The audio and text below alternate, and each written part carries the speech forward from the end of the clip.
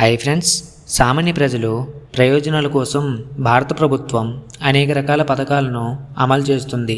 ఇందులో కొన్ని రకాల పథకాలు పేదలకు ఒక వరమని చెప్పాలి. ఈ పథకాల గురించి మీరు క్లియర్గా తెలుసుకోవాలంటే ఈ వీడియోని ఎక్కడా స్కిప్ చేయకుండా చివరి వరకు చూడండి. అలానే మన ఛానల్ని ఎవరైనా కొత్తగా చూస్తున్నట్లయితే లైక్ చేసి సబ్స్క్రైబ్ చేయండి. అలానే ఫ్లిప్కార్ట్లో కానీ అమెజాన్లో కానీ ఎలక్ట్రానిక్ వస్తువులు, కిచెన్ ఐటమ్స్, గ్రాసరీ ఇలా అన్ని ఐటమ్స్ సగం ధరకే వస్తుంటాయి. ఈ ఆఫర్స్ తెలుసుకోవాలంటే నా టెలిగ్రామ్ ఛానల్లో జాయిన్ అవ్వండి. ఈ టెలిగ్రామ్ ఛానల్ లింక్ అనేది కింద డిస్క్రిప్షన్లో ఇచ్చాను, వెంటనే జాయిన్ అవ్వగలరు. ఇక విషయానికి వస్తే ఈ పథకాలలో యువత, రైతులకు, మహిళలకు సంబంధించిన వాటిలో 5 రకాల పథకాలను ఇప్పుడు చూద్దాం. అందులో ఫస్ట్ వన్ ప్రధానమంత్రి ఆవాస్ యోజన పథకం. ఈ పథకంలో పేదలు, నిరంతరమైన ప్రజలు సొంత ఇంటి కలను సాకారం చేసుకోవడానికి కేంద్ర ప్రభుత్వం సహాయం చేస్తుంది. అయితే పల్లెలకు ప్రధానమంత్రి ఆవాస్ గ్రామీణ్ యోజన, అదే పట్టణాలకు ప్రధానమంత్రి ఆవాస్ నగరీ యోజన అనే పథకాలు ఉన్నాయి. ఈ కేంద్ర ప్రభుత్వం గ్రామీణులకు అయితే 1,30,000, పట్టణాలకు అయితే 1,20,000 అందజేస్తుంది. వీటికి ఆయా రాష్ట్రాలు కొంత అమౌంట్ని జత చేస్తుంది. నెక్స్ట్ పిఎం కిసాన్ సమ్మాన్ పథకం.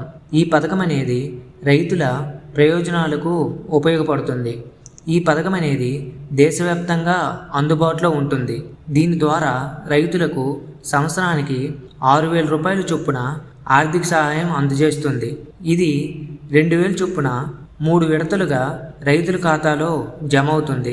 నెక్స్ట్ ప్రధానమంత్రి విశ్వకర్మ యోజన. ఈ పథకం అనేది కళాకారుల దృష్ట్యా ఉంచుకొని 2023లో ఈ పథకం అనేది అమల్లోకి వచ్చింది. దేశంలో హస్తకళాకారులు సామర్థ్యం పెంపొందించడానికి ఈ పథకం ముఖ్య ఉద్దేశం.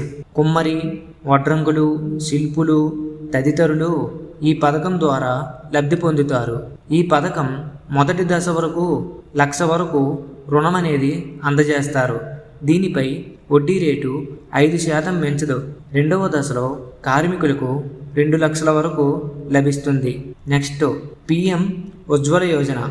ఈ పథకం అనేది దేశంలో మహిళలు జీవితాలని మార్చేయడానికి 2016లో అమల్లోకి వచ్చింది.